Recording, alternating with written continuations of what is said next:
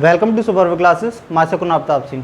अभी तो हमने संविधान में वीडियो नंबर 1 में देखा था संविधान की जो हिस्ट्री थी उसके बारे में, जो भी जहाँ से भी क्वेश्चन आ सकते थे, बन सकते थे, उसके बारे में। वीडियो नंबर 2 में हमने देखे थे संविधान की विशेषताएं फुल डिटेल में। अब आज की वीडियो में हम देखेंगे संविधान सभा में जो भी समिति थी वो सारी समितियाँ और कुछ उप समिति थी मैन उनके बारे में। ठीक, कौन सी मेन क्वेश्चन यहाँ से यही आता है कि कौन सी जो समिति उसके अध्यक्ष कौन थे। तो उनको मैंने क्रम में लगा दिया है कि एक आदमी की जो थे वो सारे एक पास, उसे याद करने में थोड़ा आसानी रहती है।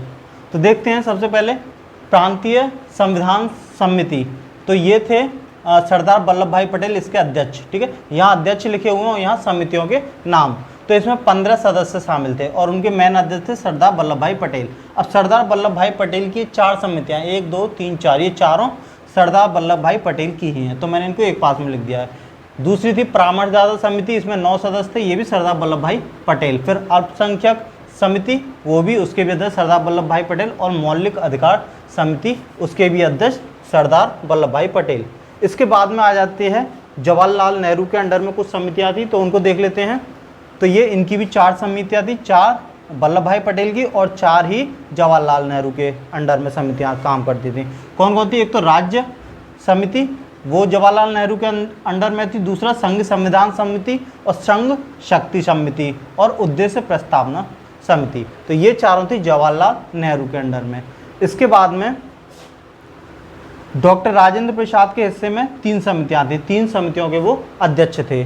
कौन कौन से? एक संचालन समिति, प्रक्रिया नियमन समिति और राष्ट्रध्वज संबंधी समिति। तो इन तीनों के थे डॉक्टर राजेंद्र प्रसाद।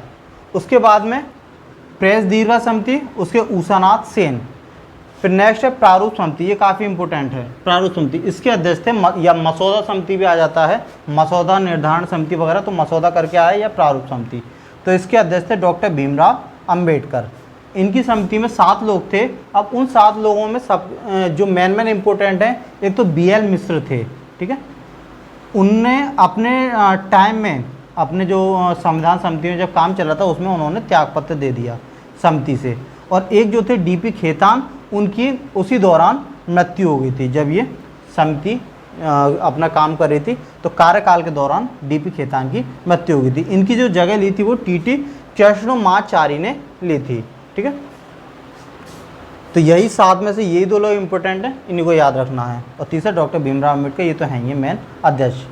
फिर नेक्स्ट नीति निर्देशक तत्व। नीति निर्देशक तत्व मतलब जो भी कल्याणकारी वेलफेयर समिति होती है। ठीक है, तो कल्याणकारी समिति करके भी आ सकती है, वेलफेयर समिति।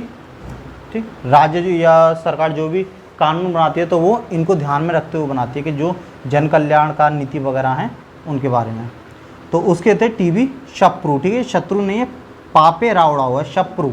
ठीक, अब इनके बाद में उप समितियाँ उसको देख लेते हैं। तो एक थी मूलाधिकार उप समिति, और मूल अधिकार वाली समिति जो मतलब मौलिक अधिकार की थी वो किस पर थी? सरदार वल्लभ भाई पटेल पर। और जो इसकी उप समिति थी मौलिक अधिकार की, वो थी JB कृपलानी के अंडर में। ठीक, नेक्स्ट है अल्पसंख्यक समिति।